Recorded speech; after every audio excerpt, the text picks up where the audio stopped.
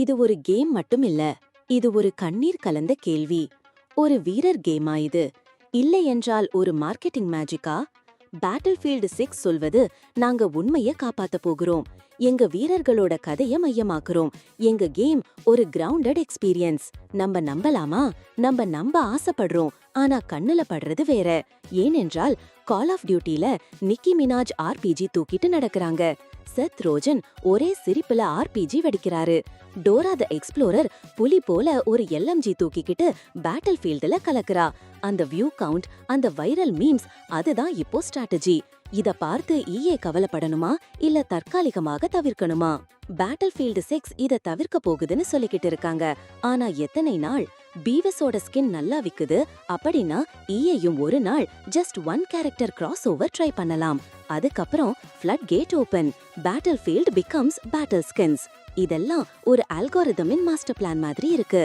Player retention அப்படின்னு சொல்லிக்கிட்டு வீரர்கள் தூரமா போறாங்க. ஸ்கின்ஸ் தான் ஸ்டோரி ஆகுது. மேட்ச் மேக்கிங் விறகு வைக்குது. அதுதான் the quiet tragedy of modern gaming. நீங்க ஒரு வீர கதை சொல்லணும்னு விரும்புறீங்க. ஒரு ஸ்குவாட், ஒரு ஸ்னைப்பர், ஒரு ரேடியோ டிரான்ஸ்மிஷன், ஒரு வீரர்களின் நம்பிக்கை, தோல்வி, தியாகம். ஆனா இண்டஸ்ட்ரி சொல்லுது, தயவு செய்து பிங்க் விக் வைக்க முடியுமா? இதுதான் அந்த இழிவான நகைச்சுவை. உண்மையா சொல்ற, பேட்டில்ஃபீல்ட் இப்போ ஒரு யூடியூப் தம்ப்நெயில் மாதிரி இருக்கு. ஒரே கேயாஸ். ஒரு சின்ன பையன் அவன் அம்மாவுடன் சேர்ந்து நிக்கி மினாஜ் ஆடையில சுட்டுக்கிட்டே இருக்காங்க.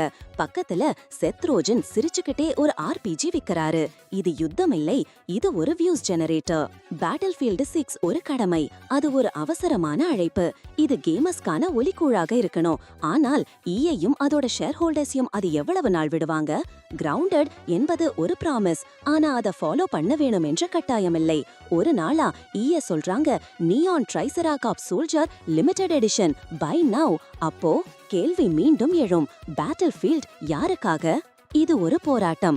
வீரர்களும் கலைஞர்களும் சேர்ந்து ஆல்காரிதமின் எதிராக பண்ணக்கூடிய ஒரு போராட்டம். ஒரு பக்கம் மனித குரல், இன்னொரு பக்கம் கிளிக் பெய்ட்.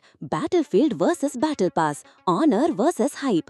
பேட்டில்ஃபீல்டு 6 மிக்கி மினாஜாவ தேவையில்லைன்னு சொல்றது ஒரு முடிவு அல்ல, ஆனா அது ஒரு வழிபாடு. ஆனா EAக்கு அது தேவையில்லைன்னு நிச்சயமா சொல்றமா? வணிகத்தின் பசியால் அது எப்போது வேண்டுமானாலும் மாறக்கூடும். அதனாலதான் கேள்வி ஒவ்வொரு கேமருக்கும், நீங்க ஒரு வீர கதை கேட்க விரும்புறீங்களா அல்லது ஒரு இன்ஃப்ளூயன்சர் பேக்கேஜுக்கு கிளாப்ஸ் அடிக்க தயாரா இருக்கீங்களா? கமெண்ட் பண்ணுங்க, ட்ரூத் பேசுங்க, லைக் பண்ணுங்க, ஷேர் பண்ணுங்க. Because this isn't just a monologue. This is a warning. Battlefield might still be sacred, but EA, they're still listening to the algorithm.